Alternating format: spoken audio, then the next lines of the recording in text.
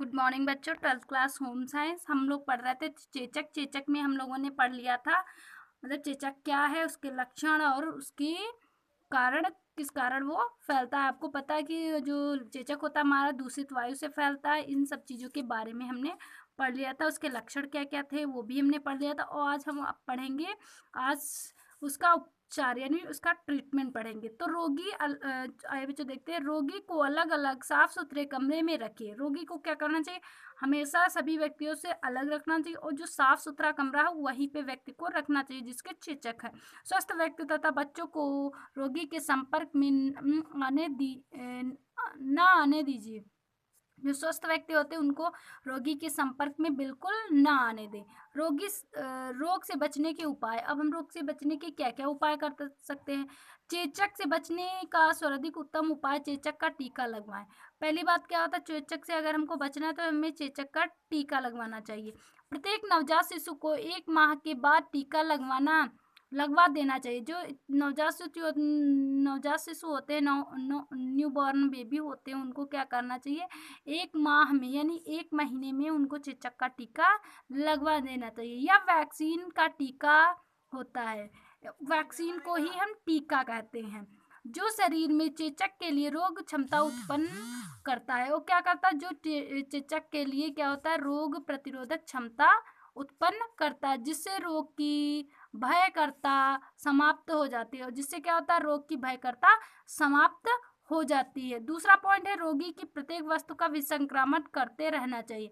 विसंक्रमण यानी हमें जो संक्रमण है, रोगाणु है, उनको नष्ट करते रहना, जैसे कि बिस्तर धोना या फिर उसके जो रोगी व्यक्ति है उसको वहाँ पे साफ सुथरा करना। जो भी रोगी की व्यक्ति की जो सामग्री है उसको मतलब कि हमेशा साफ सुथरा रखना। और जो उसमें विसंक्रामक पदार्थ है उनको हमेशा किसी मतलब कि रासायनिक पदार्थ से धोते रहना, जिससे वो क्या हो जाए, विसंक्रमण उनका हो जाए, जो भी रोगाणु है वो मर जाए।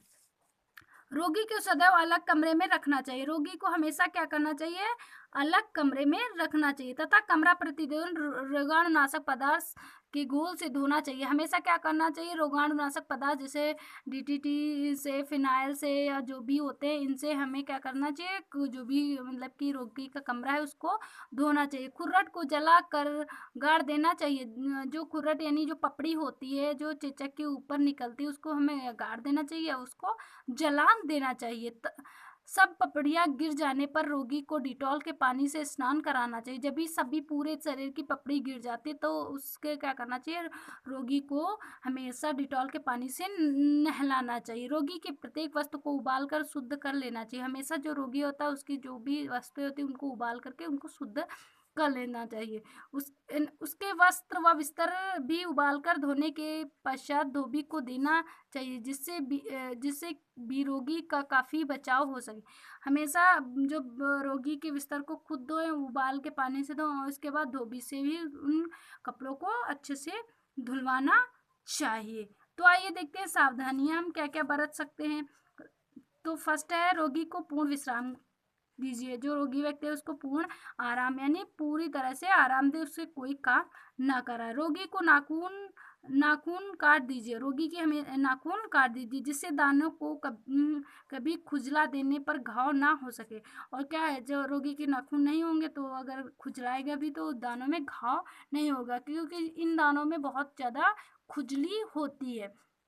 इस रोग की सबसे अधिक परेशानी दानों में खुजली एवं जलन होती है। क्या होता है, अभी हमने बताया कि इन दानों में खुजली होती है। इन सबसे परेशानी की बात यही कि इनमें खुजली और जलन बहुत ही ज़्यादा होती है, जिससे रोगी बहुत बेचैन हो जाता है। इस और पूरा पूरा ध्यान देना चाहिए। और इस तरह से रोगी बहुत बेचैन हो जाता है, इस तरह से रोगी को पूरा पूरा ध्यान देना चाहिए। दानों पर चिकनाई लगा देने पर खुजली एवं जलन आराम मिलता है। कोई भी चिकना पदार्थ अगर हम दानों पे लगा देते हैं तो उससे क्या होता है, आराम मिलता है और उस मतलब कि वो उसमें जलन कम हो जाती है। रोगी को भूलकर भी नमक खाने को ना दें, अन्य खुजली और अधिक बढ़ जाएगी।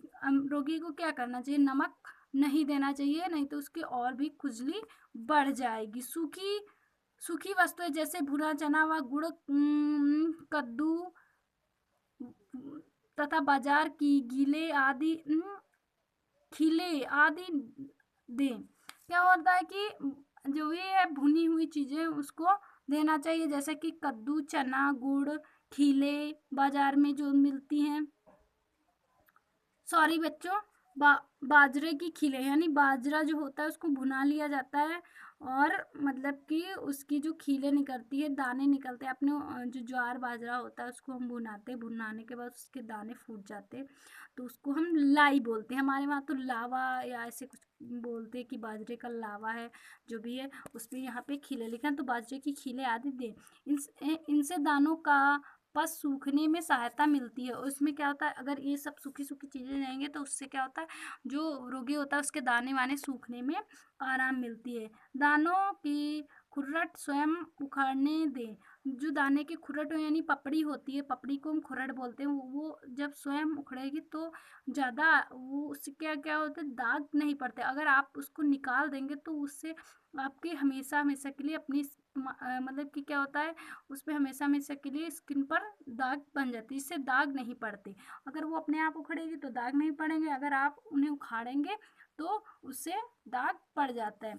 अब 7वां पॉइंट है, स्वयं अपनी स्वच्छता का भी ध्यान रखना चाहिए। जो रोगी के साथ रह रहा है उसको भी अपनी स्वच्छता यानी साफ सफाई का ध्यान रखना चाहिए, तथा विसंक्रामण के उपायों को काम में लाना चाहिए, और विसंक्रामण के उपायों को काम में लाना चाहिए। तो बेटा आज आपका ये टॉपिक क्लियर हो गया है। आपका टॉपिक था चेचक यानी चिकन फॉक्स, ये क्लियर हो गया। अब हम कल आपको पढ़ाएंगे खसरा, और आपके 2 लॉन्ग क्वेश्चन बचे हैं, और जो हमने अभी नोट मतलब कि यही अभी चेचक का लॉन्ग क्वेश्चन सेंड किया उसको आप पढ़िए, रिविज और नोट करिए, और व्हाट्सएप पे यानी ग्रुप पे सेंड भी करिए। धन्यवाद, और अच्छे से रिविज़न करते रहिए।